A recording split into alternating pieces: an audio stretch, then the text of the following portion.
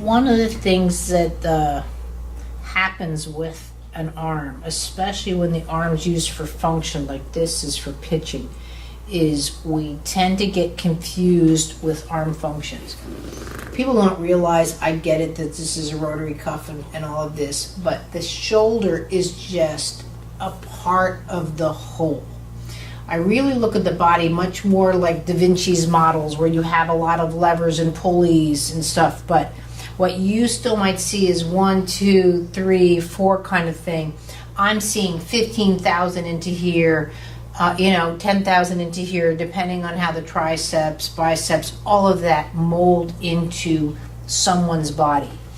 If someone, even though someone has, let's say, a higher fat content or so forth, they still have a fibrous muscle structure with the myofascia, the pulmonary system, the nervous system, the bones, that create a network of movement within all of this. So to look at just someone's shoulder per se is really doing a disservice to your work as well as the person you're working on, because they need enhanced movement. So where here I'm using high-end pitching function, still, if someone was just coming to you because they can't do the dishes because they hurt, they need enhanced movement functions. So I'm never trying to fix someone, I'm always trying to enhance someone. Movement lessons about possibilities, not finding fault or corrections per se. I'm not saying I might not have someone like he could have just said, hey, I have just come out of surgery and that's where I have to go, but I can't get him back to where he was, let's say. Now, he does not have had surgery, but I'm just saying these are things that I keep in mind when I'm doing a lesson. So I'm using a beach ball only because I want to prevent the muscles. One of the things I like about the balls is I can go down. Now, most people, especially now, he's 6 foot something, and so he's used to going up. The taller you are, the harder it is to go down. But I don't want him to have to ever feel that he's holding his arm in a position. If you look at a baby or at how we learn movement, there's no holding.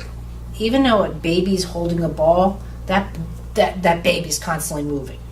We can hold a ball, I get it, but we also learn that it's very fatiguing how to stop and start a movement. And if you're playing 160 games in a year, you need optimal movement function for also ease of movement, but also for less fatigue.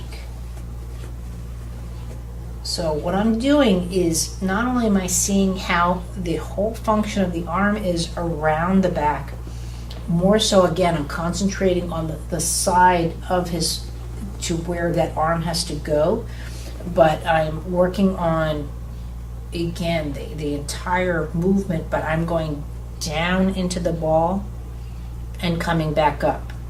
I'm not letting this spring. Again, because I don't want him to feel he needs to stop and start a movement. But I'm using the ball to my benefit. Now, obviously, depending on the person you're working with, if it's a small child, then obviously you want to use a smaller person. And depending on the person's sport, if you're working with a basketball player, I would do this lesson by all means with the basketball.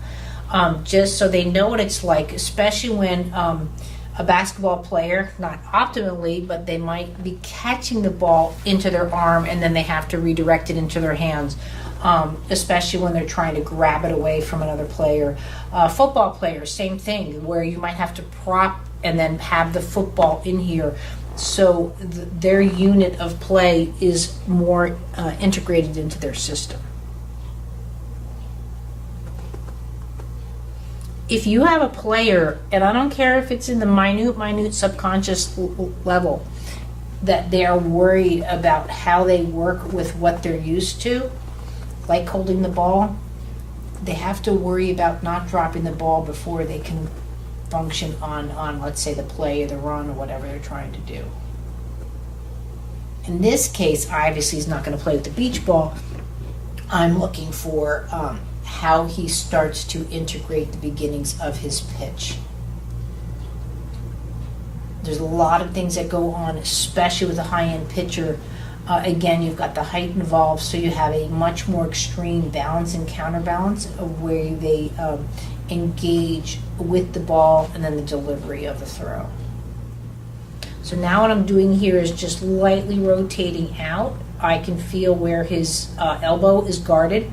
Well, one of the problems with the way a lot of people pitch, because they're trying to direct it somewhere, they feel they can direct it even subconsciously with the elbow. And so they have a tendency of having the elbow almost act where it's going versus being able to flag and counter around it. So you can see this with him if I'm going here. See how that elbow doesn't want to go down and around. I'm not going to force it. I want him to learn how to work within it.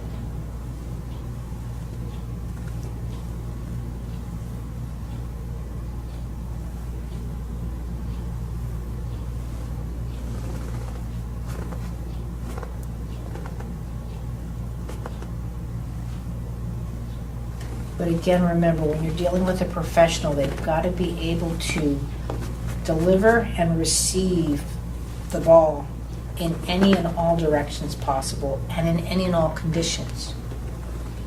Not to say that I would do this lesson with him out in the pouring rain, but he's got to be able to have this kind of shoulder function in all conditions.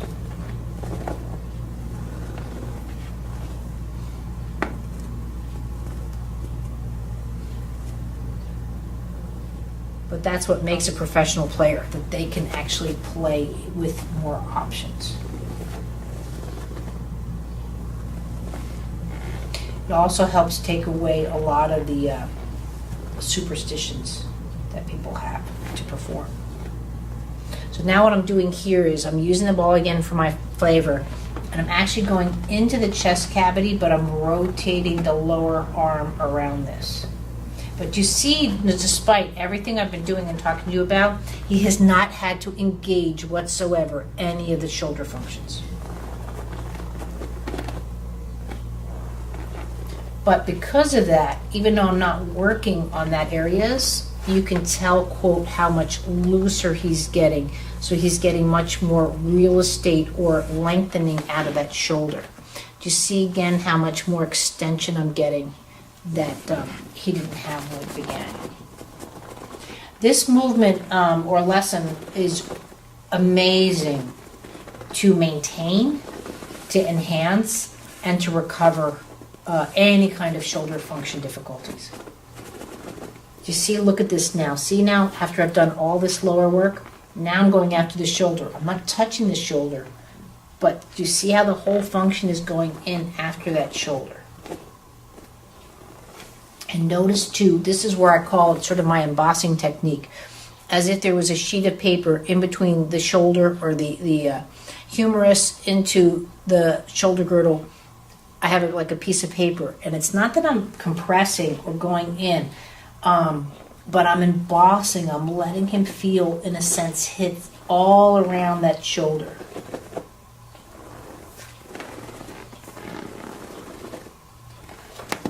And now I'm twisting that arm more.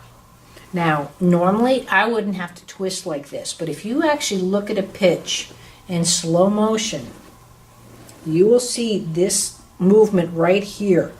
When they throw and actually whip it around, it is amazing where that elbow goes versus the way the rest of the body goes.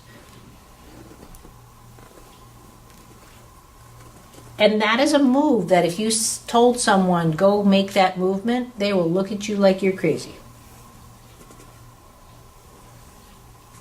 But you see the same kind of movements in karate. You actually have to be able to throw the hand, in a sense, as if it was a weapon, versus placing the hit. Both will land a punch, but one can do damage. So now it's the first time I'm going into the shoulder. Now I'm down here around the wrist, but as I rotate down that wrist, now I'm going to rotate wrist function thumb up as well as thumb down.